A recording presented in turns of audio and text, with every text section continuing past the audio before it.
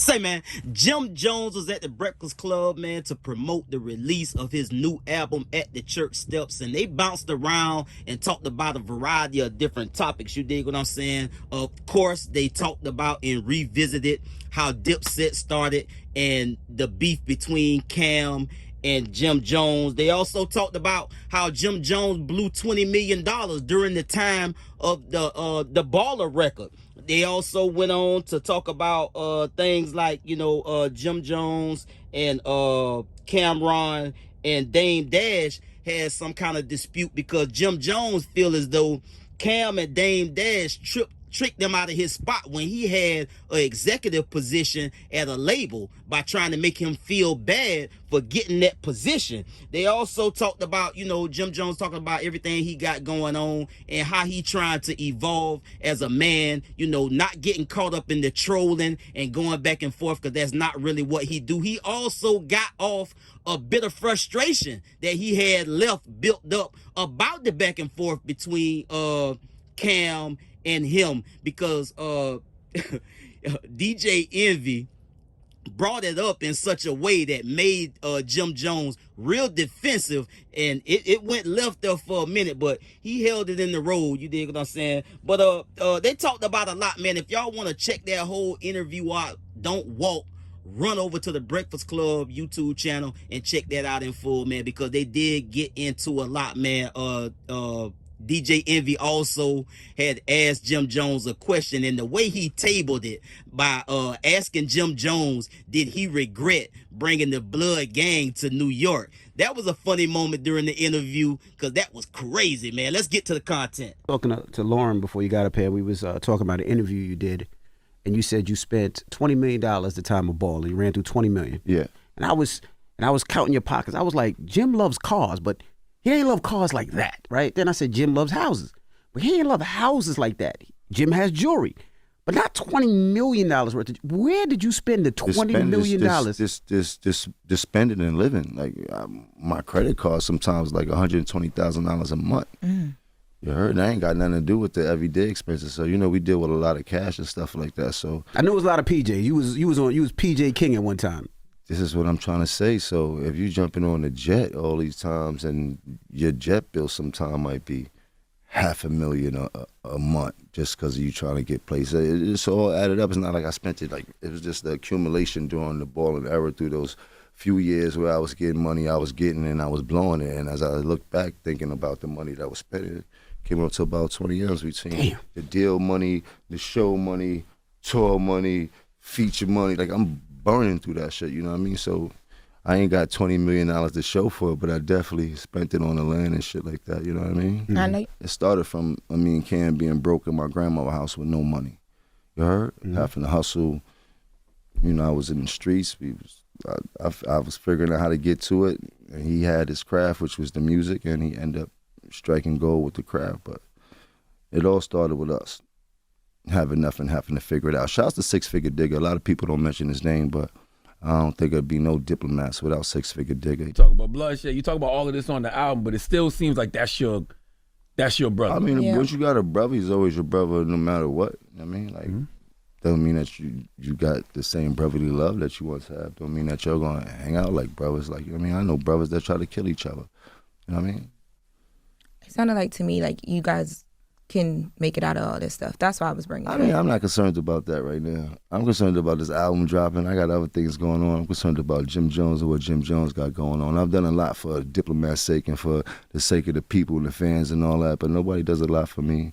You know what I mean? And that's part of the problem here. Nobody ever really pulled up for me when Jim Jones needed him to pull up, but I pulled up for everybody. So now I got to pull up for myself.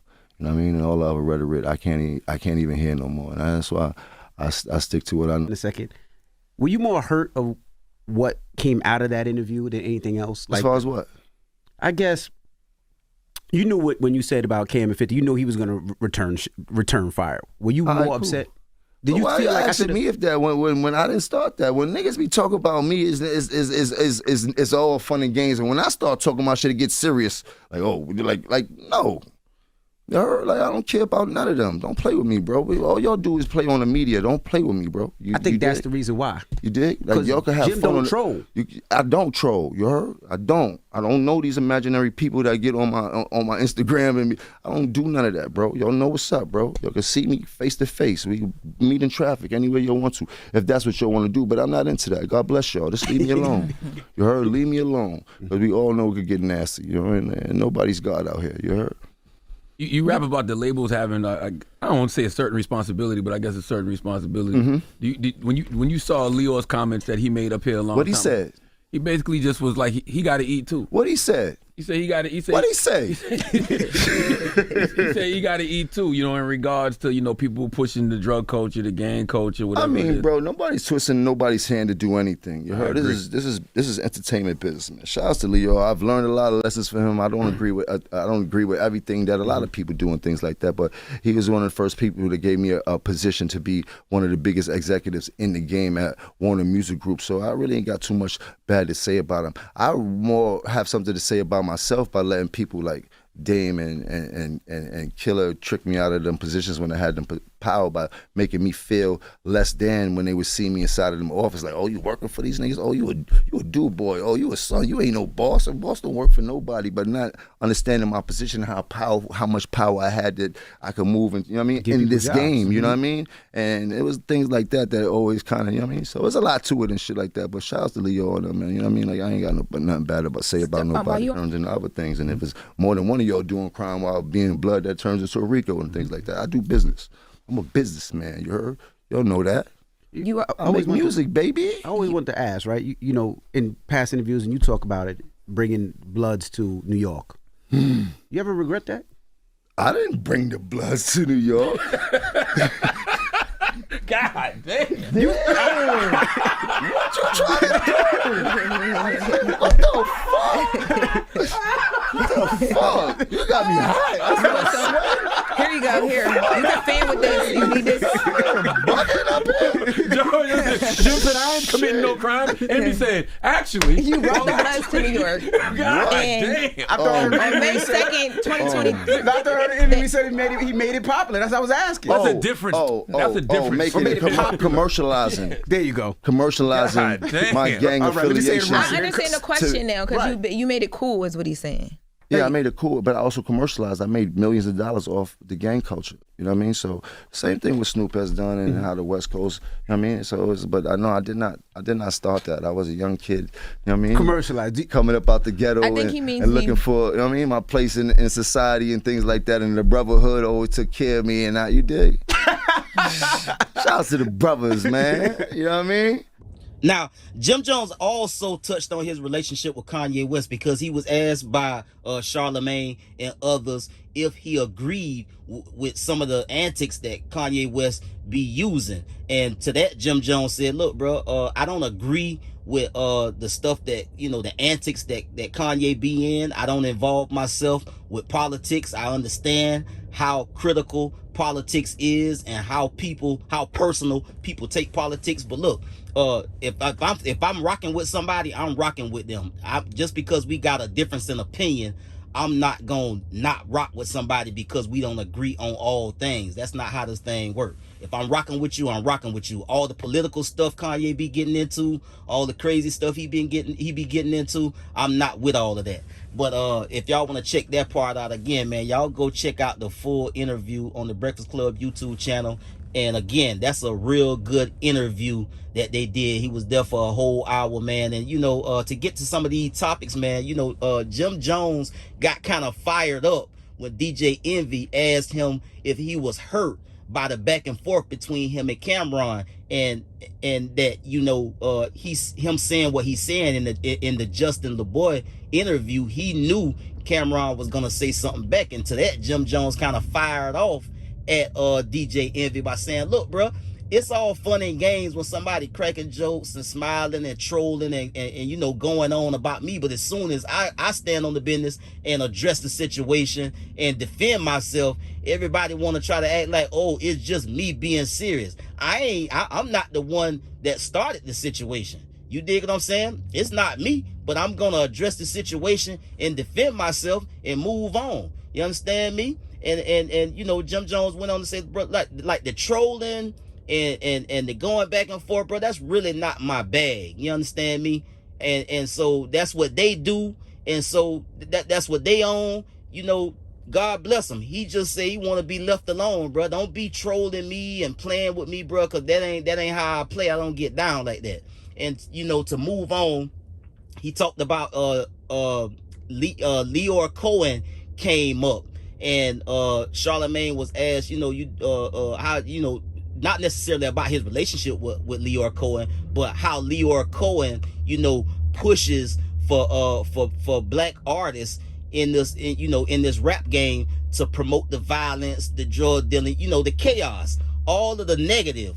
And to that, Jim Jones responded, look, bro, like nobody holding a gun to somebody's head, making them, you know, create a certain type of music. That's on you. And I happen to agree. It's the same way like when you go on these podcasts and do these interviews like Vlad, and you don't got any type of media training, and you don't know how to curve a question or just cut it off, or kind of really just control your own narrative and push what you got going on. Instead, a lot of these folk go on these podcasts and do these interviews, they get asked the question, and it's not the responsibility of the interviewer to answer the question. It's the responsibility of the interviewer to ask the question. So if it's a question being asked and you know that that's a no-fly zone, you need to know how to handle yourself in them situations, not answer the question and put yourself in a, in an incriminating situation, or a situation where you start some beef and it ultimately result in you getting in some type of violent situation and lose your life. So, you know, he kind of had a point there. The trolling ain't for everybody, bro. You dig what I'm saying? Some folk just, you know, like Jim Jones say, I wear my heart on my sleeve, bro. I don't really get in that bag with the trolling and the going back and forth, because I take shit personal, and I will take something to a whole nother level about the trolling. So that ain't what he do. And, you know, he talked about the blowing $20 million. Look, he talked about, you know, I was young, bro. I didn't have nobody around me telling me about finances or financial literacy or where I should be putting my money. I was racking up, you know, private jet bills for $500,000. I had credit card statements that was six figures, 100,000 or more. And now, after I did it the wrong way, I lived and I learned. At this point, after rebuilding everything back and, you know, getting to the status and the position that I'm in now, I got everything set up. You understand me? And that and you know, that's typical. Sometimes, you know, we get into this money, you see it in sports. It's the same thing. A lot of these folk get all that money, they retire, they broke, because they buying all the cars, buying all of the mansions, doing all of this, doing all of that, and you ain't got no type of financial literacy, and you ain't got nobody around you telling you how you need to put your money in a position where it'll make more money and work for you. I'll get at y'all on the next one, man. Y'all be smooth. I'm out.